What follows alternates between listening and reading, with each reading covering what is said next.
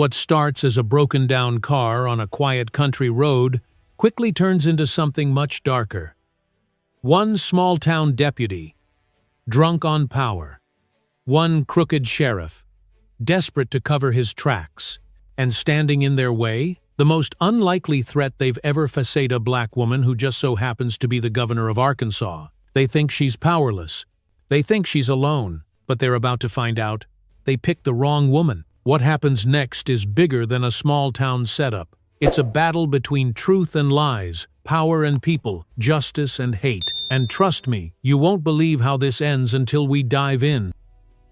Let me set the scene for you. It's a quiet Sunday afternoon in southern Arkansas.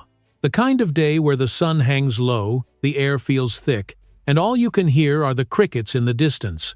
Out on Route 82, a two-lane highway that cuts through miles of open farmland, a single car is pulled off to the side. It's an old Ford Crown Victoria, the kind you'd expect to see at a church picnic or in a small-town sheriff's parking lot. But today, that car belongs to someone no one in Dawson County would expect to find stranded on the side of the road. Behind the wheel is Governor Elizabeth Carver Liz, to those who know her, 62 years old, the first black woman ever elected governor in the history of Arkansas. And today, she's not riding in a motorcade. There are no bodyguards, no staffers. Just Liz, driving herself from Camden to Little Rock to surprise her granddaughter at her very first piano recital. But life, as it often does, had other plans. About 20 miles outside Dawsonville, the engine sputters. The car jerks once, twice, and then dies right there on the shoulder. Liz tries the ignition a few more times, but it's no use. The car is dead. She pulls out her phone and calls for roadside assistance. They tell her a tow truck is on the way, but it could take an hour or more.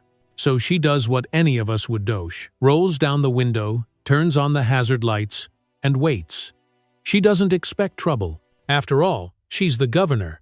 Who in their right mind would mess with her? But then, a sheriff's cruiser pulls up fast behind her. No sirens, no lights, just the grinding sound of tires on gravel. A white SUV, marked with the Dawson County Sheriff's Department emblem on the side. Out steps Deputy Hank Radley. White. Mid-50s. The kind of man who's been wearing that badge so long, he probably thinks he's above the law. He adjusts his belt, spits on the ground, and starts walking toward her car like he already knows she's guilty of something. Liz rolls down the window, ready to explain the situation. But before she can get a word out, Radley's hand goes straight to his holster. He pulls his weapon, points it directly at her face, and yells, "Hands where I can see 'em! Get out of the car, right now!" Liz freezes, stunned. Her heart starts pounding, but she keeps her voice steady. "Officer, there must be some mistake. I'm the—" But Radley cuts her off, shouting louder this time. "Out of the car, now!" His face twists with something she knows too well: hate. Not fear, not confusion, pure hate. She knows better than to argue. Liz slowly opens the door, keeping her hands visible. Her mind is racing. Should she tell him who she is? Should she wait? Should she call someone? She decides to wait. Maybe this is just a misunderstanding, and it'll be over in a minute. But deep down, in her gut, she knows better.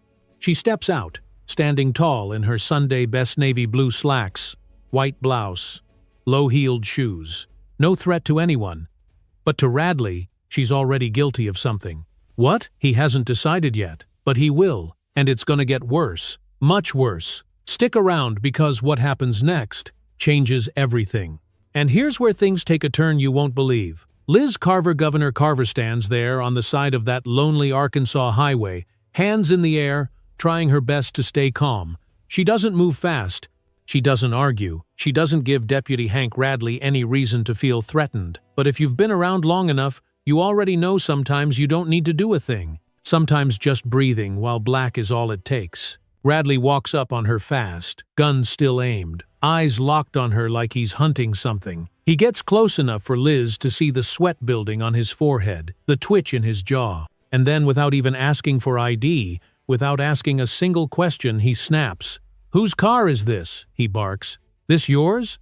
You steal this from somebody?" Liz takes a breath, trying to hold back the frustration boiling inside her. She keeps her voice steady. "Officer, I'm Governor Elizabeth Carver. This is my car. It's registered to me. You can check my license. It's right here in my purse." She nods gently toward the car, making sure to move slow, careful. But that's when Radley smirks like he's already made up his mind. Like her words don't matter. He lets out a dry laugh, spits again on the ground right next to her feet, and says, "Yeah, right. Governor? Lady, you must think I'm some kind of fool. Ain't no way someone like you is driving a car like this all the way through my county? Did you catch that? Someone like you." He doesn't mean a woman. He doesn't mean someone without a security team. He means a black woman. That's all it takes for him to write the whole story in his head. He doesn't see a leader. He doesn't see the highest elected official in the state of Arkansas. All he sees is what he's been trained to see: trouble. Liz takes another breath, fighting back every instinct to defend herself, because she knows how these stories end when people push too hard. She knows sometimes it's safer to just comply, just wait, just survive. So she tries again. "Look in the glove box, officer. My registration is right there. My state ID is in my wallet. I'm not lying to you. I'm not a threat to you. But it doesn't matter." Radley steps closer, real close. Close enough that Liz can smell the stale coffee and tobacco on his breath. And then he says it. A word I won't repeat here. A word loaded with generations of hate.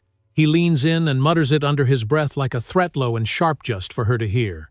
And if you've ever heard that word hurled your way, you already know it lands like a slap to the soul. And just like that, Radley makes his move. He lunges forward, grabs Liz by the arm, and shoves her face first onto the hood of her car. The hot metal burns her cheek, but she doesn't fight. She grits her teeth, trying not to cry out.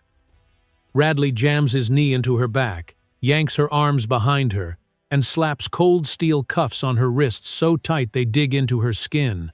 Blood starts to rise under the pressure. And through all of it, Liz stays silent. Because this isn't just a bad stop. This is dangerous. This is life or death. And right now, her only mission is to survive long enough to fight this the right way. But little does Radley know this woman, this so-called nobody, is about to turn his whole world upside down. Stick with us. You haven't heard anything yet. And just when you think it can't get any worse, it does. It always does in places like Dawson County. There she stands, Governor Liz Carver, pinned against the hood of her own car, face pressed into the hot metal, wrists throbbing under handcuffs that are way too tight. She's not resisting. She's not talking back. She's doing exactly what she's supposed to do to stay alive. But Hank Radley, he's not done yet. Not by a long shot. You see, this isn't about a traffic stop anymore. This is about a man who's been waiting his whole life to put someone like her in their place. And Liz? She knows it. She can feel it in every move he makes, every insult he spits under his breath. Radley steps back, admiring his work like he just caught the most wanted criminal in the state. But it doesn't stop there. He grabs his radio, presses the button, and with a voice full of fake pride, he says, "This is Deputy Radley. I've got a suspect in custody. Looks like a stolen vehicle. Possibly armed. Send backup." Possibly armed? Stolen vehicle? He knows that's a lie. She knows that's a lie. But here's the thing, lies like that. They stick. Especially in a place where people are ready to believe the worst about someone who looks like her. It doesn't take long before 2 more squad cars pull up. Dust kicks up into the air as they come to a stop, doors flying open. Deputies, Mason, and Briggs step out, big guys, the kind that walk like they own the whole county. And when they see Liz standing there, cuffed, with Radley grinning like a fool, they don't ask questions. They don't verify a thing. They just fall right in line. And then, it happens. Right there in front of God and everybody, Radley reaches into his back pocket and pulls out a little plastic baggie. You already know where this is going. Crystal meth. Or at least that's what he says it is. He makes a big show of it, holding it up for Mason and Briggs to see. "Looks like our suspect's been running dope through Dawson County," Radley announces loud enough for the crowd gathering by the roadside to hear. And just like that, the story's written. Governor or not, black or white, innocent or guilty, it doesn't matter. The moment that baggie hits the air, folks start whispering. Phones come out. Cameras start rolling. Liz tries to speak. She really does. She raises her voice, telling anyone who'll listen, "He's lying, that's not mine." But by now, Radley's already planting it inside her car right there on the passenger seat. He closes the door like it's a done deal. And the crowd? It starts to shift. You can feel it in the air. Some people are looking at her with pity, others with judgment. Because that's how these things go, isn't it? It doesn't take proof, just an accusation. Just one loud, confident lie. Radley turns to face the people. "Another one," he sneers. "They think they can come out here, steal, run drugs, and get away with it. Not on my watch." And the worst part? Some folks start nodding. Some even clap, like they're watching justice being served. But in the back of the crowd, one man doesn't move. An old man, Pastor Samuel Green, 68 years old. Civil rights warrior from way back when folks used to get hosed down and locked up just for sitting at the front of a bus. He's seen this before. He knows what this is. He steps forward, his voice shaking but loud enough to cut through the noise. "That's Governor Carver," he shouts. "That woman is the governor of Arkansas." Everything stops. For half a second, it feels like the world holds its breath. But Radley? He doesn't miss a beat. He walks right up to Pastor Green and, without saying a word, shoves him so hard the old man falls flat on the ground. "You want to join her?" Radley growls. And just like that, the fear takes over. The crowd goes quiet. No one moves. No one helps. No one speaks. But somewhere in that silence, someone's still recording. And that video? That's the spark that's about to light a fire Radley never saw coming. Stay with us, because the whole world's about to find out what really happened on that dusty Arkansas highway. Now let me ask you something. What kind of world do we live in when an old man, nearly 70 years old, has to stand up alone in a crowd just to remind people of the truth? What kind of country lets a pastor who marched for civil rights back when they turned hoses and dogs on folks like him get shoved to the dirt like he's nothing? That's exactly what happened right there on the side of Route 82. Pastor Samuel Green, shaking but proud, had just called out the truth in front of everybody. "That's Governor Carver," he shouted. But you already know what came next. Radley didn't hesitate. He turned, walked straight over to that old man, and shoved him hard enough to knock the wind right out of him. Pastor Green hit the ground like a sack of bricks. And what did the crowd do? Nothing. Not a word. Not a sound. Some folks turned away, some pulled their phones down. Nobody moved to help, because that's how fear works, isn't it? It makes decent people freeze, makes them forget what's right and what's wrong.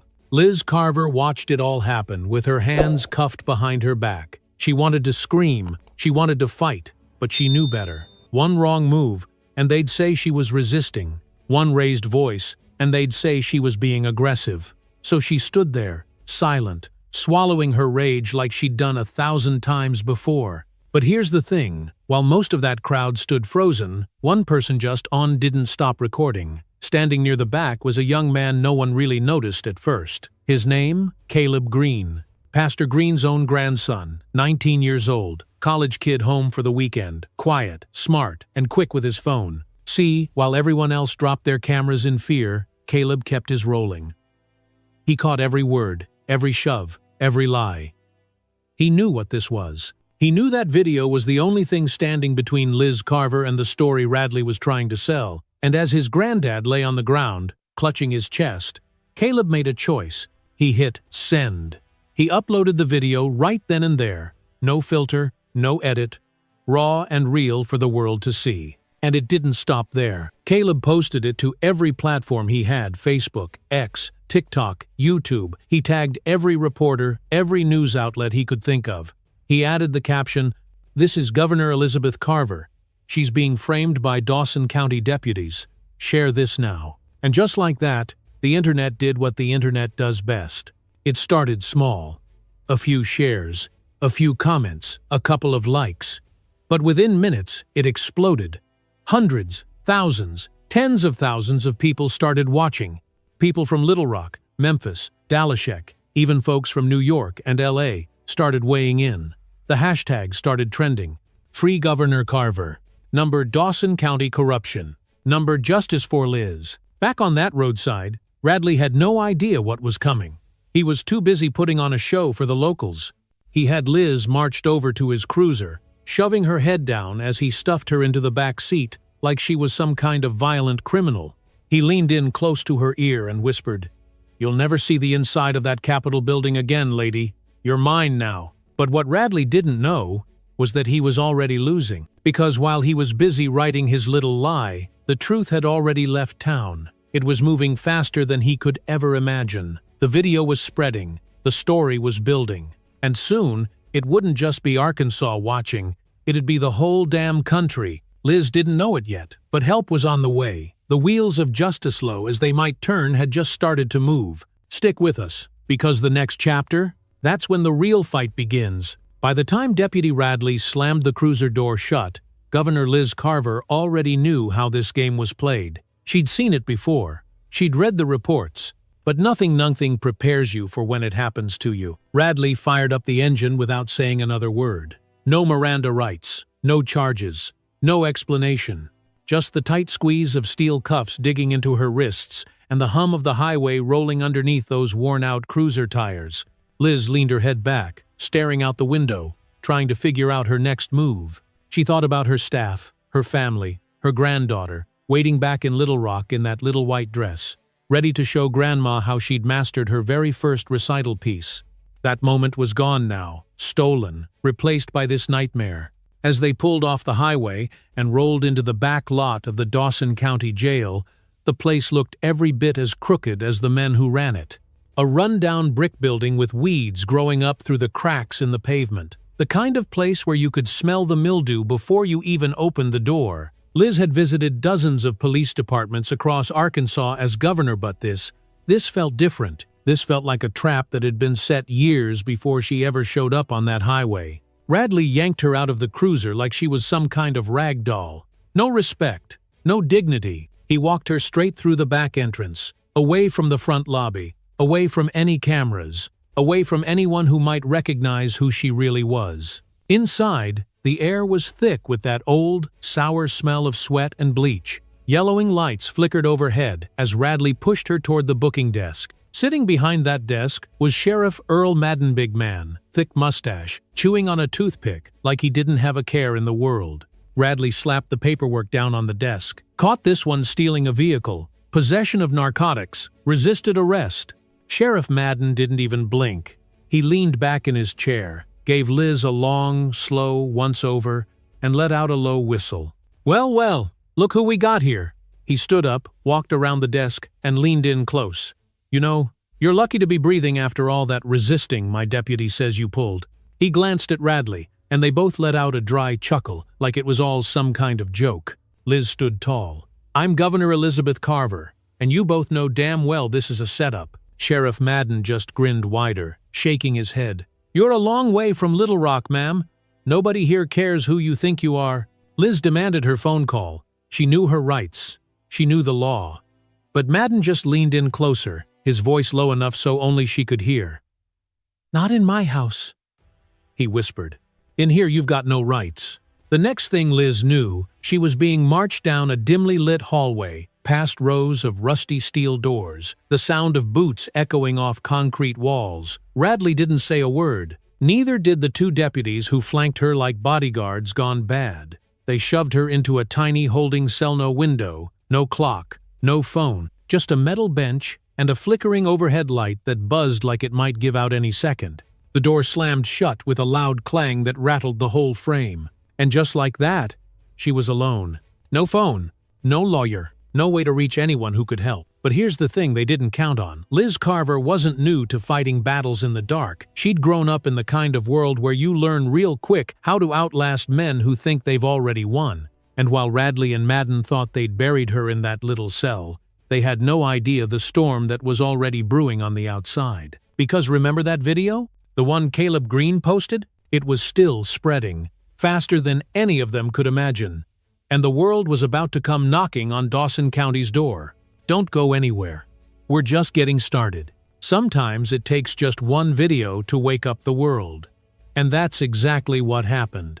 While Governor Liz Carver sat locked inside that dark, filthy holding cell, cuffed and cut off from the outside, something incredible was already in motion.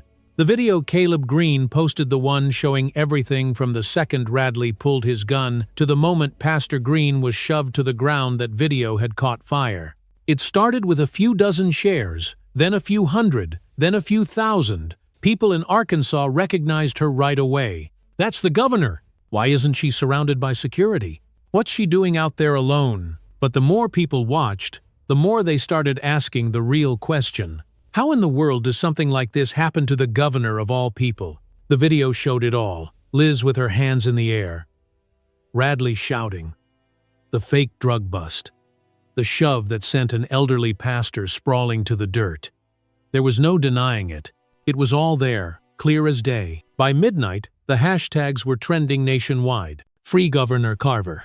Number Dawson County corruption. Number Justice for Liz. News outlets started picking it up. Local stations at first, then regional, then national. It wasn't long before every major network, CNN, Mississippi, NBC, even Fox News had the video playing on a loop. And it wasn't just political commentators chiming in. It was veterans who'd voted for Liz, teachers, church leaders, civil rights activists, everyday folks from all across America. Phones lit up across the state. Reporters started calling the governor's office. Lawmakers started asking questions. Even the Attorney General's office in Little Rock issued a public statement before sunrise. We have seen the footage. We are launching an immediate investigation. And just like that, the pressure was on. State police were dispatched to Dawson County to observe and report. But everybody knew what that really meant. They were coming to take over. There was no way the governor of Arkansas was going to disappear into some backwoods jail without the whole country seeing how this played out. Back at the Dawson County Jail, Sheriff Madden started feeling the heat. He gathered his deputies behind closed doors, barking orders, pacing like a man whose whole world was starting to crack. Radley? He just leaned back against the wall, arms crossed. That smug look still plastered across his face. She's not going anywhere, Radley muttered. We've got charges on paper. They can't touch us. But Madden wasn't so sure. Word was, the governor's legal team was already on the way. Word was, Little Rock was watching. And in that tiny holding cell, Liz sat on that cold metal bench, head down, breathing slow. She didn't know what was happening outside. She didn't know how far the story had spread. But deep down, she hoped. She prayed. Because she knew if there was even the smallest chance someone had seen what happened, someone who could blow this wide open, she had to hold on. Meanwhile, Caleb Green was watching it all unfold from his phone, sitting in his dorm room miles away, his heart racing, his hands shaking. He knew the video had gone viral, but he didn't expect this. He didn't expect anchors on national television saying his name. He didn't expect politicians retweeting his post, calling for justice.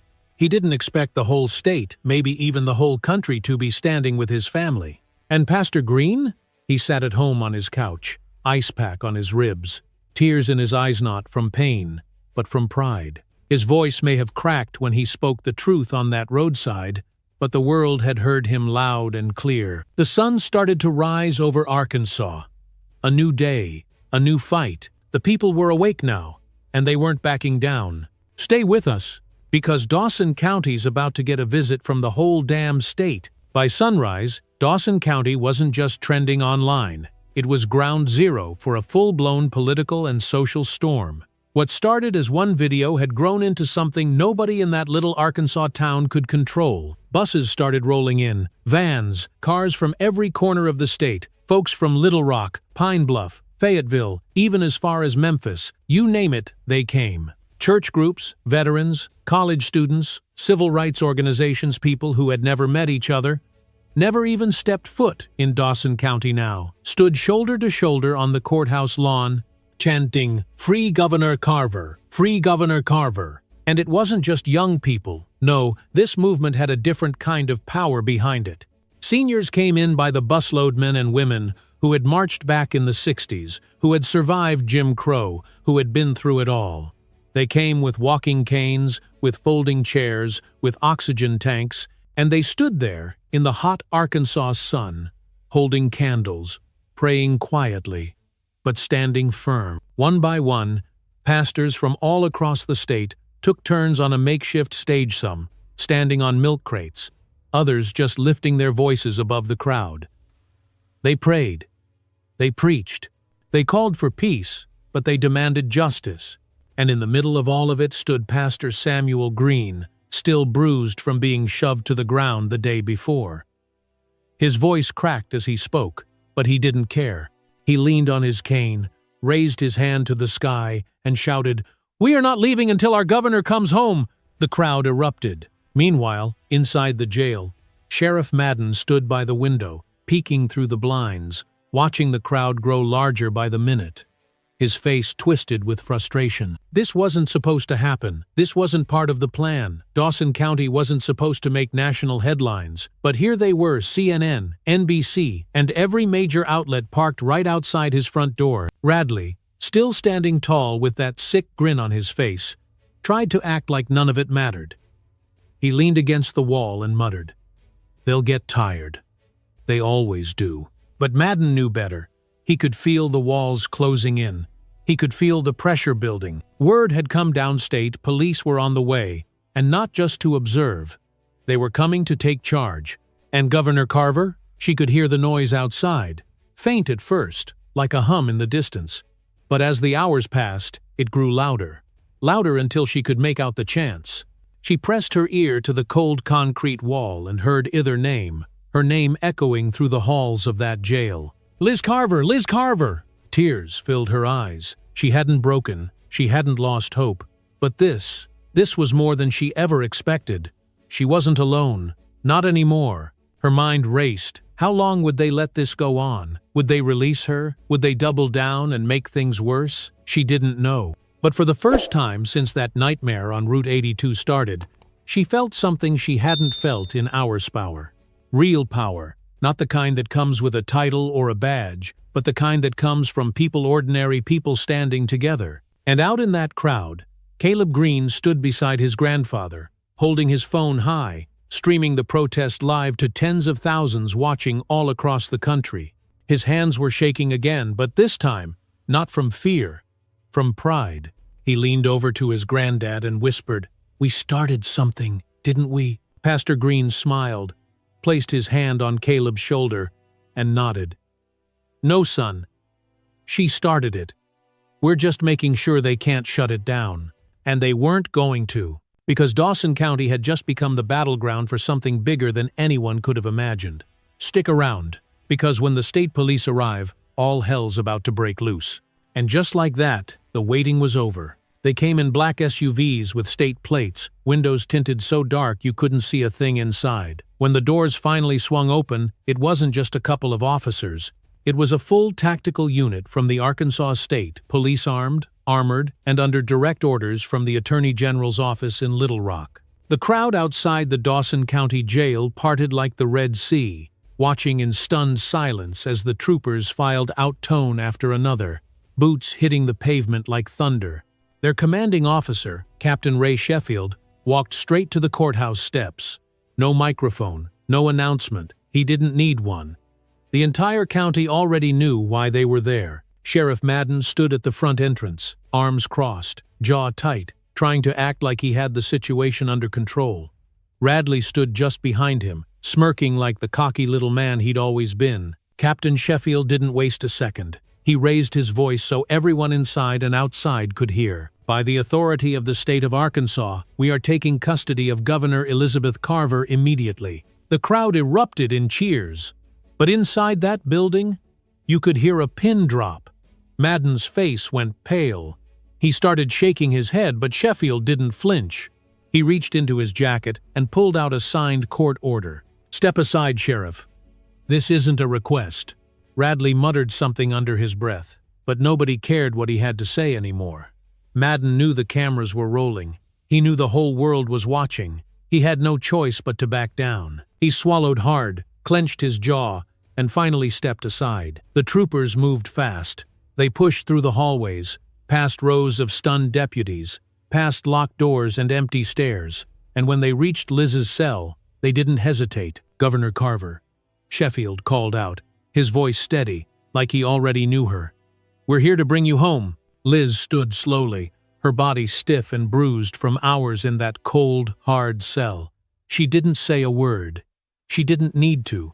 She just nodded, her eyes filling with something between relief and fire. One of the troopers unlocked the door, stepping back to give her room. Liz walked out on her own. No cuffs this time, no shoves, no threats, and when they walked her through the front doors of that building, the crowd outside lost it. Cheers, applause, people crying, strangers hugging each other like they'd just witnessed a miracle. Pastor Green stood at the front, cane in hand, tears streaming down his face as he watched Liz step into the sunlight free. And Caleb?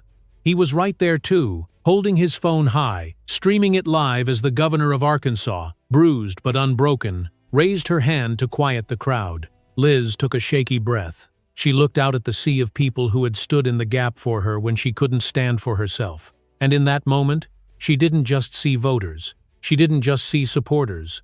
She saw family, community, a movement bigger than any one person. Captain Sheffield leaned in, asking quietly, "Governor, would you like to make a statement?" She nodded, but her voice wasn't for the cameras. Not yet. She turned to Sheffield and whispered, "Take me home. We have work to do." And just like that, they escorted her through the crowd, carefully loading her into one of the black SUVs. The doors closed, the engines roared to life, and the convoy pulled away from Dawson County, leaving Madden, Radley, and their crooked little empire standing in the dust. But make no mistake, this wasn't the end, not by a long shot. Liz Carver was free.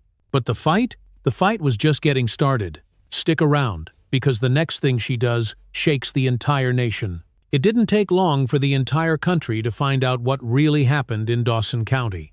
The very next day, Governor Elizabeth Carver stood on the steps of the Arkansas State Capitol, bruised, exhausted, but standing tall. Camera crews were packed in tight, reporters held out microphones like they were fighting for air, and behind them, hundreds, maybe thousands of people had gathered, holding signs, chanting her name. It wasn't just Arkansas watching anymore. It was America. Liz stood at that podium, gripping the sides like the weight of the entire world was on her shoulders. And maybe it was. But when she spoke, her voice didn't shake, not even a little. She looked out across that sea of faces and said, "What happened to me wasn't just about one bad officer, or one corrupt sheriff, or one small-town jail. What happened to me is what happens to black men and women all over this country every single day. And if this could happen to the governor of Arkansas, imagine what's happening to people who don't have cameras, who don't have a platform, who don't have a voice." The crowd went silent. You could hear a pin drop. Liz paused, took a breath, and went on. "I was lucky. I had all of you. You stood up for me when I couldn't stand up for myself.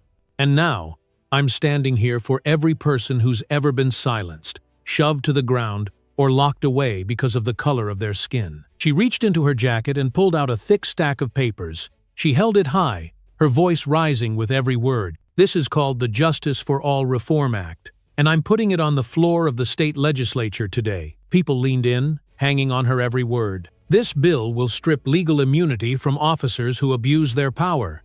It will require every law enforcement agency in this state to have independent civilian oversight.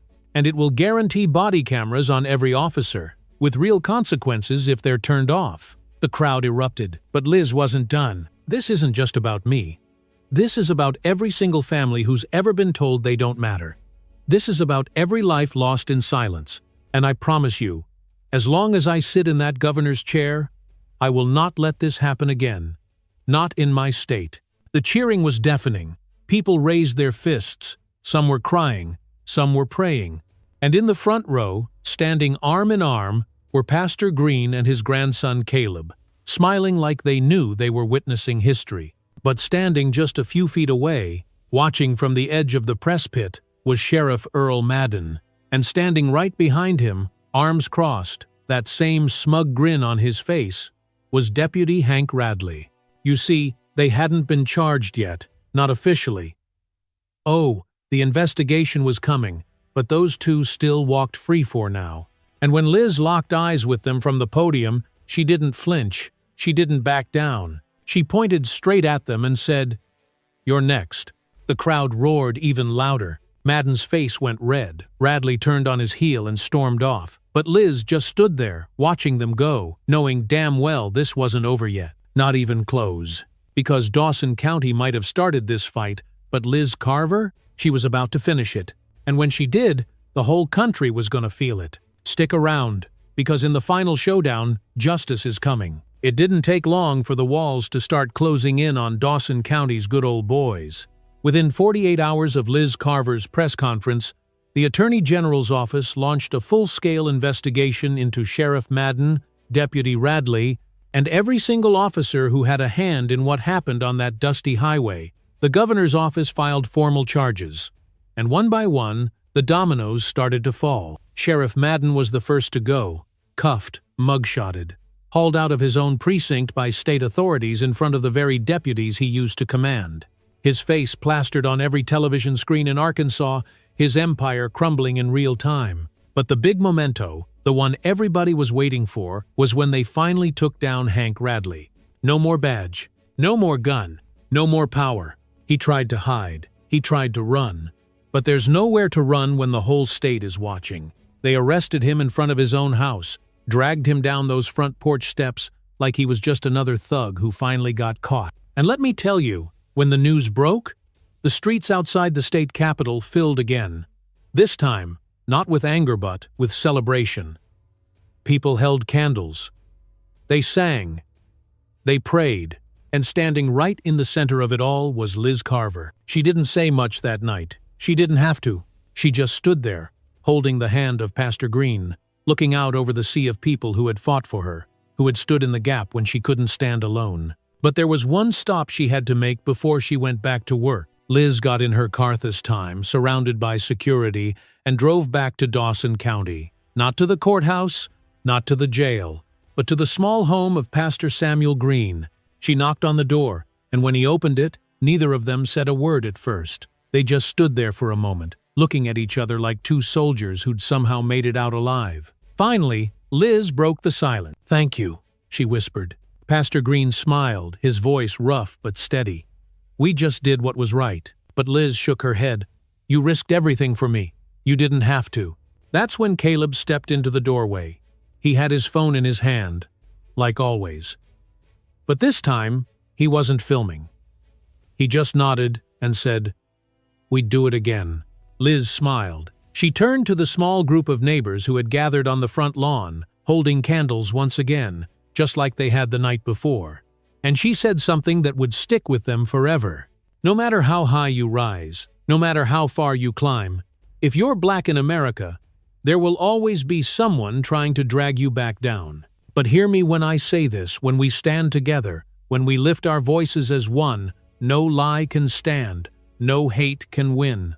And just like that, Liz Carver turned and walked back toward her car, ready to get back to work, but not before leaving them with one final promise. "This isn't the end," she said. "It's just the beginning." And she meant it, because the fight for justice never ends in one courtroom. It doesn't end with one arrest or one bill signed into law. The fight is ongoing. It's in every community, every city, every county across this country, and it takes all of you of US to keep that fight alive. So now, I'm passing the mic to you. If you believe that Liz Carver's story matters, if you believe that standing up against hate is worth it, hit that like button, subscribe, share this story. Let the world know you're not backing down either, because the only thing stronger than hate is us standing together. Thanks for watching, and until next time, stay safe, stay loud, and stay unbroken. You know, if there's one thing this story teaches us, it's that position doesn't protect you, community does. Governor Liz Carver had the highest office in the state, but that didn't stop hatred from coming for her. What saved her wasn't a title or a fancy building in Little Rock.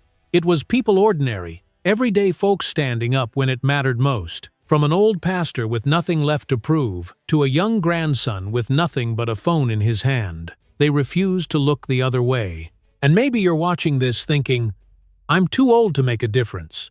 But listen to me, your voice matters now more than ever.